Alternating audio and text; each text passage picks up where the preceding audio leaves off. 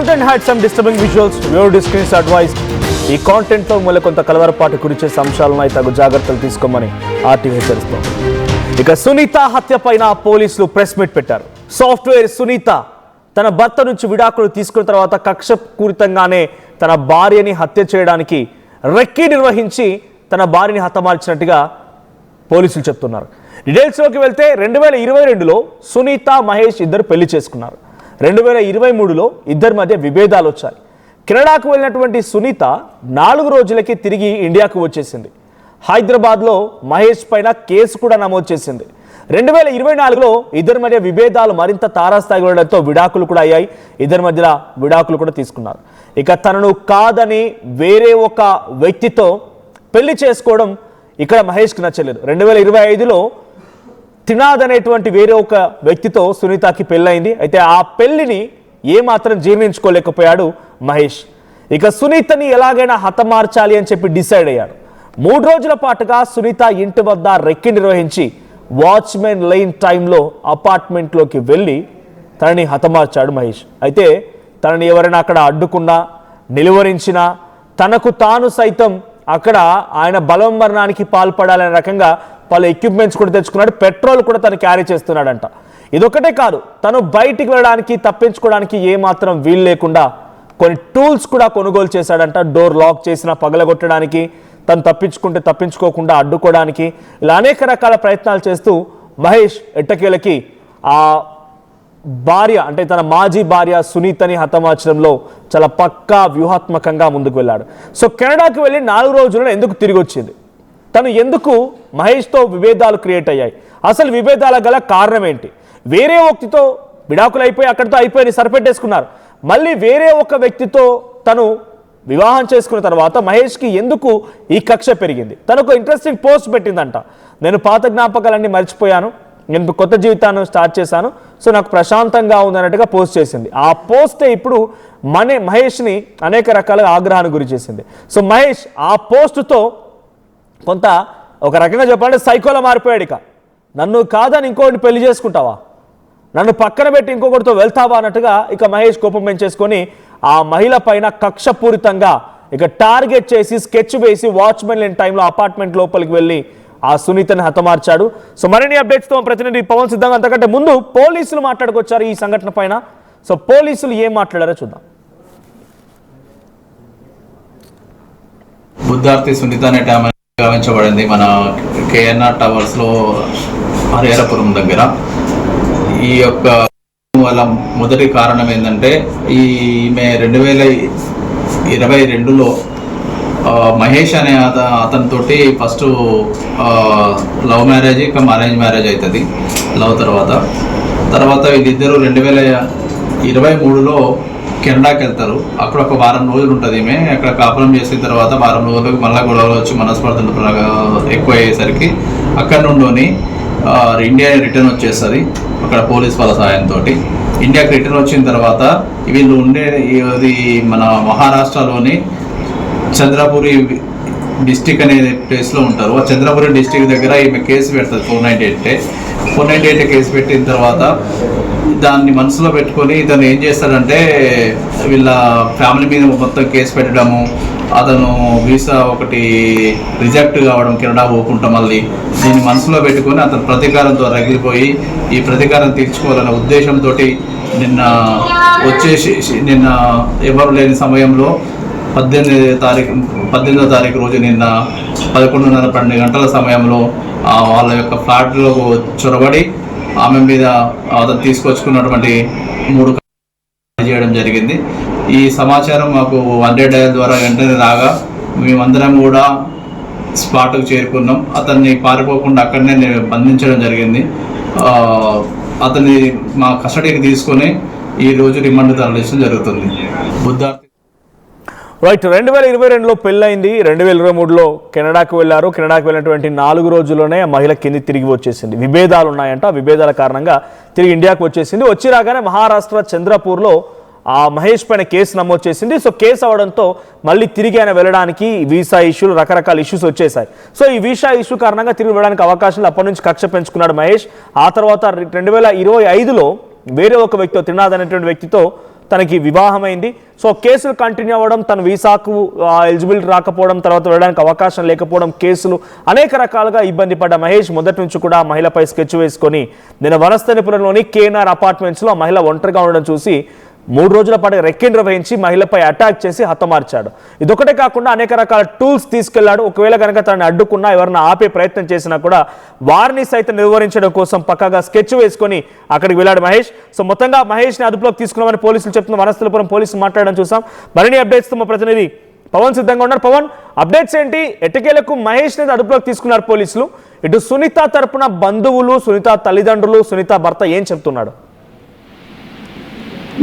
వనస్థలిపురంలో జరిగిన ఘటన అందరినీ కూడా కలవరపరుస్తా ఉంది. ఎందుకంటే 3 నెలల గర్భిణిని అతి కిరాతకంగా కత్తితో పొడిచి ఆపై అతని కోపం ఇంకా తీరకపోవడంతో పక్కనే ఉన్న పూలకుడితో పళ్ళు మారు తలపై మోదీ తల అందరూ కూడా చిత్రమందనం చేసి అంత కిరాతకంగా చంపి ఆ తర్వాత అక్కడే కూర్చొని అక్కడే ఒక ఫ్రిడ్జ్ లో యాపిల్ తీసుకుంటూ తినుకుంటూ అక్కడే పోలీసుల కోసం ఆ బంధువులు వచ్చే వరకు కూడా వెయిట్ చేస్తూ అక్కడే ఉండడం జరిగింది. ఇంత కిరాతకంగా మారడానికి గల కారణాలంటూ కూడా పోలీసులు విషయ నిజాలు అయితే బయటపెట్టడం జరిగింది. ఇన్వెస్టిగేషన్ లో కొన్ని కీలక అంశాలైతే పోలీసులు బయటపెట్టడం జరిగింది. అతను ఏదైతే సునీతపై ఉన్న కోపం ఏదైతే ఉందో దాన్ని తీసుకోవడం కోసం ఏకంగా సుమారుగా తుర్కింజాలో ఒక బాయ్స్ హాస్టల్లో సుమారుగా 1 రోజులుగా అక్కడే హాస్టల్లో ఉంటూ రోజు కూడా ఆ చుట్టుపక్కల ప్రాంగణం నివాసం అంతా కూడా ఆ కాలనీ చుట్టూ, బిల్డింగ్ చుట్టూ కూడా రిక్కి నిర్వహిస్తూ ఏ టైంకి ఎవరు ఉంటున్నారు, ఏ టైంకి ఎవరు వెళ్తున్నారు, ఇలా పక్కా సమాచారం అంతా కూడా సేకరించడం జరిగింది.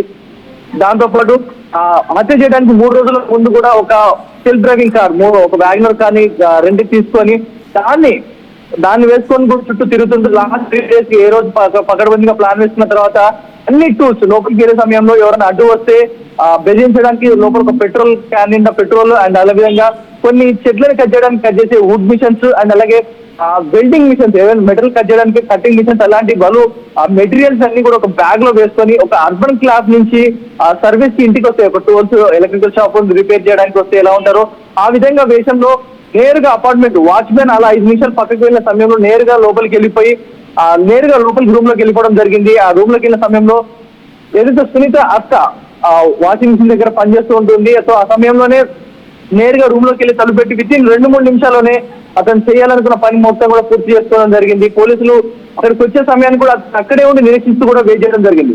సో ఇదందరికీ గల కారణం ఏంటో, ఎందుకు చేయాల్సి వచ్చిందంటే సునీతతో నాకు గతంలో 2022లోనే పెళ్లి అయ్యింది. సుమారుగా ఇక్కడ నుంచి మేము అమెరికా వెళ్ళాం. అక్కడి నుంచి వెళ్ళి అక్కడ నివాసం ఉన్న 4 రోజులకే సునీత నాతో గొడవ పెట్టుకుని తిరిగి వచ్చేసింది. ఇక్కడికి వచ్చాక నాపై వరకట్నం కేసు పెట్టింది, అదేవిధంగా డివోర్స్ ఇవ్వాలంటూ కూడా నాపై కేసులు పెట్టింది అంటూ కూడా చెప్పడం జరిగింది. దాని తర్వాత ఇద్దరి మధ్యలో కేసు ఉన్న నేపథ్యంలో కోర్టు కేసు తర్వాత విడాకులు రావడం జరిగింది. కానీ ఈ వరకట్నం వేధింపుల కేసు ఏదైతుందో అది ఇంకా పెండింగ్ నడవడం జరిగింది. ఈ నేపథ్యంలో అతనుకున్న వీసా, ఇమిగ్రేషన్ కావచ్చు, వీసా కావచ్చు, పాస్పోర్ట్ కావచ్చు, కోర్టు అయితే వాటిని నిశ్చయించడం జరిగింది. ఈ కేసు పూర్తయిన వరకు కూడా దేశం దాటదంటూ కూడా అతను కొన్ని కఠినమైన ఆంక్షలు పెట్టడంతో అతను తిరిగి ఇక్కడ విడాకులు అయిపోయింది, అంతా అయిపోయినా కూడా తిరిగి అమెరికా వెళ్ళలేక అతని లైఫ్ అక్కడ లీడ్ చేయలేక ఇక్కడే ఉండిపోవాల్సి వచ్చింది. ఆ తర్వాత తన తల్లి సడన్ గా హార్ట్ అటాక్ 2024లోనే చనిపోవడం జరిగింది.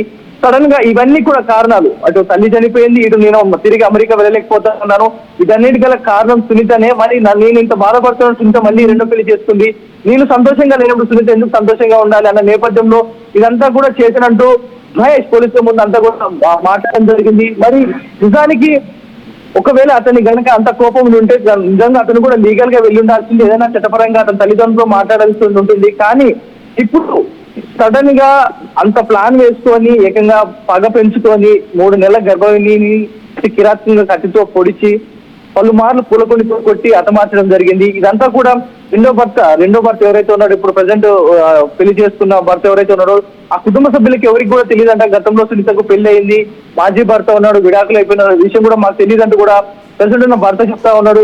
కుటుంబ సభ్యులందరూ కూడా కొంచెం ఆగ్రహంతో ఊగిపోతా ఉన్నారు. ఎందుకంటే ఈ విషయాలు ఏవి తెలియదు, సడన్ గా ఒక మాజీ భర్త వచ్చి చంపేసి వెళ్ళిపోయాడు. మేము ఎంతో ఒక ఫ్యామిలీని లీడ్ చేస్తా ఉన్నాం, ఒక మంచి ఫ్యామిలీని లీడ్ చేస్తూ ఇప్పుడిప్పుడే అంచెలంచెలుగా ఎదుగుతా ఉన్నాం, కొంచెం ఎదుగుతూ ఒక స్థాయికి వచ్చే సడన్ గా ఇంత దుర్మార్గంగా పాల్పడతారు అనుకోలేదంటూ కూడా చెప్తారు. సునీత గనక ముందే ఈ విషయాలు గతంలో నాకు ఇలా జరిగిందని చెప్పుకుంటే మేము కాస్త ముందు స్టెప్గా కొద్దిగా జాగ్రత్త తీసుకునే వాళ్ళం అంటూ కూడా చెప్తా ఉన్నారు. ఇప్పుడు పోలీసులు మాత్రం అంటే ఇంత పక్కాగా సునీత ఇంటి చుట్టూ రెక్కి నిర్వహించి సునీత ఒంటరిగా ఉన్న సమయం చూసి వాచ్మెన్ లేని సమయం చూస్తే అలా పక్కాగా వ్యూహాత్మకంగా ఆయన స్కెచ్ వేసినట్టుగా అర్థమవుతోంది భర్త మహేష్. అక్కడ ఒక హాస్టల్లో ఉండడము, హాస్టల్తో పాటు ఒక కార్, సెల్ఫ్ డ్రైవ్ కార్ తీసుకోవడం, ఇవన్నీ చూస్తుంటే ఇంత కక్ష ఎందుకు పెంచుకున్నాడు అంటే తనపైన కేసు నమోదు చేసింది, ఆ తర్వాత విడాకులు తీసుకున్నారు, విడాకులు కూడా కన్ఫర్మ్ అయిపోయి ఇద్దరు వేరు వరకు సపరేట్ అవుదాం అనుకున్నారు, కోర్టు పరంగానే వాళ్ళకు న్యాయం దొరికింది. కానీ ఆ తర్వాత కూడా ఎందుకు ఇంత కక్ష పెంచుకున్నాడు? ఇక్కడ పబ్లిక్ నుంచి కానీ లేకుండా జనరల్గా ఈ ఇష్యూ స్టార్ట్ అయినప్పటి నుంచి ఆ మహిళ వేరే ఒక యువకుడిని పెళ్లి చేసుకొని తను హ్యాపీగా ఉన్నప్పుడు తను కూడా మంచి సాఫ్ట్వేర్ ఉద్యోగం అంటున్నారు, కెనడాలో మంచి జాబ్ ఉందని అంటున్నారు, వేరే ఒక మహిళను పెళ్లి చేసుకున్నా, లేదు కెనడాకి వెళ్ళే అవకాశం లేకుండా ఇక్కడ తన ఉద్యోగం చూసుకున్నా హ్యాపీగా గడిపేవాడు. కానీ ఆ భార్యని ఎందుకు ఇంతలా టార్గెట్ చేయాల్సి వచ్చింది? చాలా బలమైన కారణమైన కనబడుతోందా? పోలీసులు చెప్తున్న అంశాల ప్రకారం చూసుకుంటే కొన్ని అంశాలు మాత్రమే అతను బయటికి చెప్పడం జరిగింది. ఏదైతే నన్ను పెళ్లి చేసుకొని నన్ను వదిలేసి వెళ్ళిపోయింది, ఇచ్చింది, అదొక కారణం. రెండవది కేసు పెట్టడం, వరకట్నం వేధింపులు చేస్తున్నట్టు కేసు పెట్టడం. ఈ కేసు వల్ల తను అమెరికా వెళ్ళలేకుండా పాస్పోర్ట్ ఆగిపోవడం, అట వీసా రాకపోవడం, ఇది రెండో కారణం. మూడో కారణం ఇవన్నీ కూడా కొడుకుని చూస్తున్న ఈ సిచ్యువేషన్ కావచ్చు, ఇదంతా కూడా తల్లి సడన్ గా ఉన్న పలంగా హార్ట్ అటాక్ తో చనిపోవడం, ఇవన్నీ కారణాలు. తన తల్లి చనిపోవడానికి కారణం సునీతనే అనుకుని తన భ్రమపడడం, ఈ మూడు కారణాలు ప్రధానంగా అయితే పోలీసులు చెప్తా ఉన్నారు.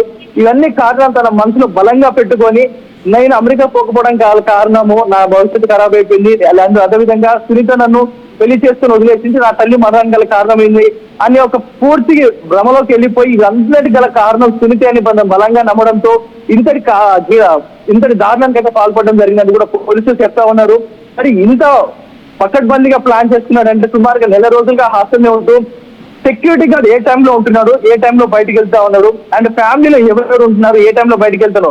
మన సునీత బావమరిది కూడా సుమారుగా కొన్ని మార్కెట్కి వెళ్ళడానికి, కూరగాయలు చేయడానికి, సంథింగ్ ఏదో ఒక కిరాణా షాప్కి వెళ్ళడానికి అప్పుడే ఒక 15 నిమిషాల ముందే బయటకు వెళ్ళడం జరిగిందంట. సో లోపల ఎవరు లేరు అనుకొని కన్ఫర్మ్ చేసుకుని వెళ్ళారంటే, కానీ ఆ సమయానికి సునీత అత్త కూడా లోపలే ఉండడం జరిగింది. కానీ సునీత అత్త చూసి రియాక్ట్ అయ్యే లోపే ఇతను లోపల చేయాల్సిన దారుణం అంతా కూడా చేసి యథేచ్ఛగా లోపలే కూర్చొని ఒక యాపిల్ తింటూ దానికి ఏం చేసుకుంటారో చేసుకున్న వీధిలో ఒక సినిమాటిక్ స్టైల్లో అతను అక్కడే కూర్చోవడం జరిగింది. ఇదంతా కూడా చూసిన ప్రతి ఒక్కరిని కూడా కలవరపరుస్తూ ఉంది. ఎందుకంటే పట్టపగలు అందరూ జనావాసాలకు నేరుగా ఇంట్లోకి తెచ్చుకొచ్చి ఇంత కిరాతగా పాల్పడుతూ ఉన్నారు. అంటే ఇలాంటి ఘటనలు ఎంతమంది ఎన్నో అడ్డుకునే ప్రయత్నం చేశామనుకున్నా కూడా పెట్రోల్ బాటిల్ తో వచ్చాడు అతను. లోపలికి వెళ్ళి లోపల అతను కూర్చున్న సమయంలో పెట్రోల్ బాటిల్ చూపిస్తూ దగ్గరకు వస్తే నేను పేల్ చేస్తాను, మీరు కూడా వచ్చి అంటిస్తాను, నేను కూడా అంటిస్తుంటానంటూ ఇలా పలుమార్లు బెదిరిస్తా వచ్చాడంటూ కూడా స్థానికులు చెప్తా ఉన్నారు. మరి ఇంతటి కిరాతమైన కారణాలంటే ఈ మూడు కారణాలంటే కూడా పోలీసులు చెప్తా ఉన్నారు. Manoj, right, thank you Pavan. So మొత్తంగా సాఫ్ట్వేర్ సునీత తన మాజీ భర్త మహేష్ చేతిలో చాలా దారుణంగా ఇప్పుడు హత్య గావించబడింది. సో 3 నెలల గర్భిణీ కూడా.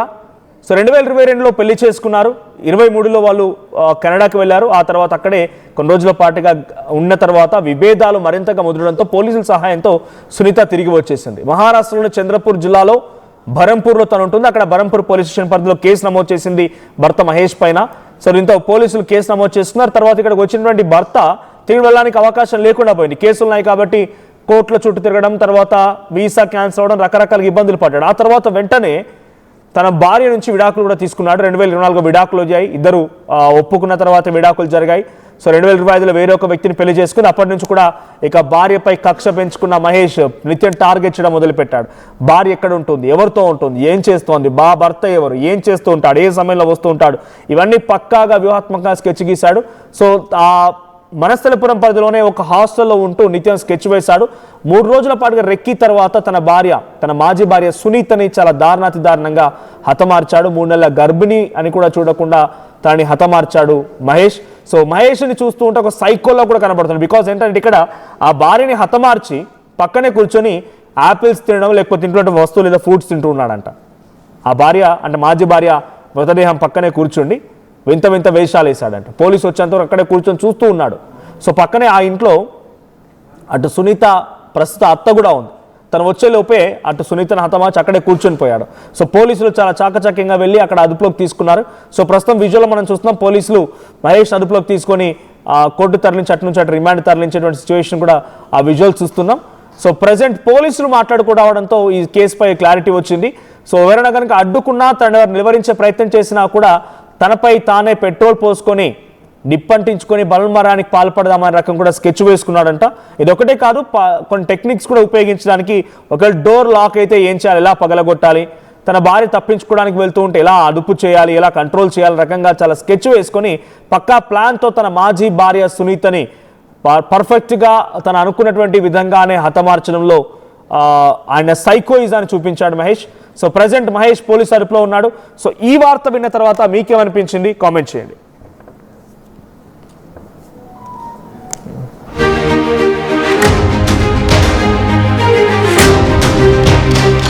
Local to global news at your finger tips.